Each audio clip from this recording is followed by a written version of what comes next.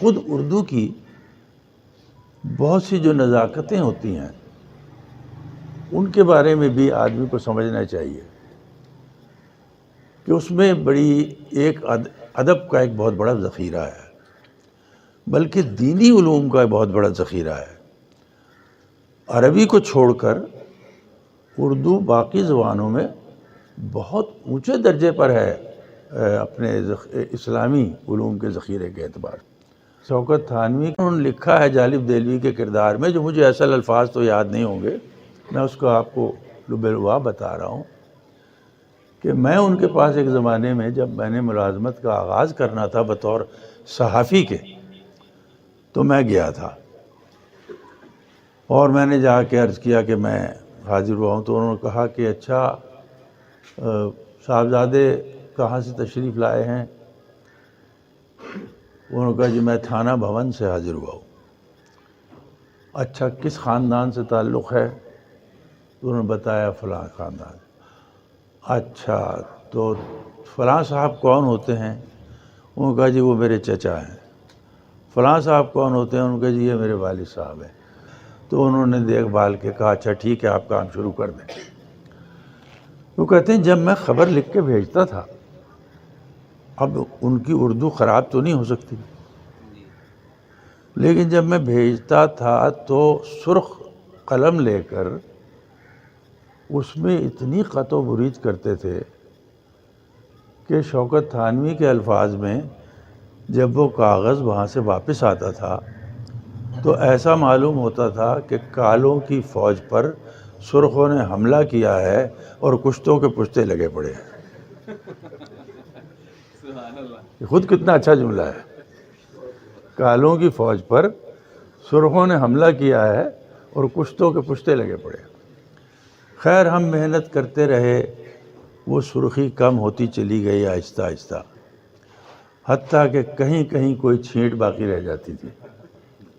اچھا تو ایک زمانے میں سائمن کمیشن جب ہندوستان آیا تو میں نے اس کی خبر بنائی اور اس میں نے لکھا کہ سائمن کمیشن کی ہندوستان آمد پر ہمارے اخبار کا نقطہ نظر یہ ہے۔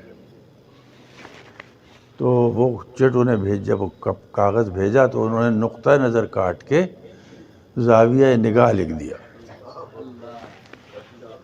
تو کہنے لگے کہ مجھے اس دن کوفت ہوئی بڑی، اور میں نے سوچا کہ بڑے میاں نے کاٹنا ضرور ہوتا ہے، یعنی اب میں اگر زاویہ نگاہ لکھتا تو یہ کاٹ کے نقطہ نظر لکھ دیتے۔ تو میں نے کہا نہیں آج میں ضرور پوچھوں گا۔ چنانچہ میں بڑے فاتحانہ انداز میں وہ کاغذ ہاتھ میں لیے ہوئے ان کے سامنے پیش ہوا، تو انہوں نے میرا چہرہ دیکھ کے اندازہ کر لیا کہ کچھ برہم ہے، اور انہوں نے کہا کہ صاحبزادے کیا بات ہے؟ تو میں نے کہا کہ جناب والا اگر گستاخی نہ سمجھی جائے تو میں کچھ عرض کرنا چاہتا ہوں۔ انہوں نے کہا جی فرمائیے۔ وہ کہا کہ کیا دوسرے کے لکھے کو کاٹنا ضروری ہوتا ہے؟ شکریہ۔ تو انہوں نے کہا کیا مطلب؟ میں نے کہا جی میں نے لکھا تھا کہ ہمارے اخبار کا نقطہ نظر یہ ہے، تو آپ نے کاٹ کے اس کو زاویہ نگاہ بنا دیا۔ اگر میں زاویہ نگاہ لکھتا تو آپ کاٹ کے نقطہ نظر کر دیتے۔ تو کہنے لگے انہوں نے کہا صاحبزادے تشریف رکھیے، غور سے سنیے، نقطہ ایک مقام متعین کا نام ہے، زاویہ ایک وسیع چیز ہے، اس میں بہت سے نقطے ہوتے ہیں۔ آپ پہلے کسی چیز کے بارے میں ایک زاویہ نگاہ قائم کرتے ہیں، آہستہ آہستہ ایک نقطہ نظر تک پہنچتے ہیں۔ اگر آپ نے پہلے ہی دن اپنے اخبار کا نقطہ نظر متعین کر دیا اور کل کو اس میں کچھ تبدیلی کرنی پڑی تو پھر کیا کیجیے گا؟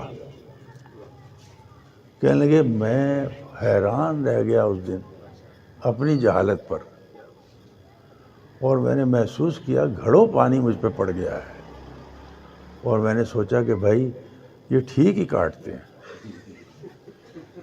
جس چیز کو بھی کاٹتے ہیں قلم زد کرتے ہیں ٹھیک کرتے ہیں۔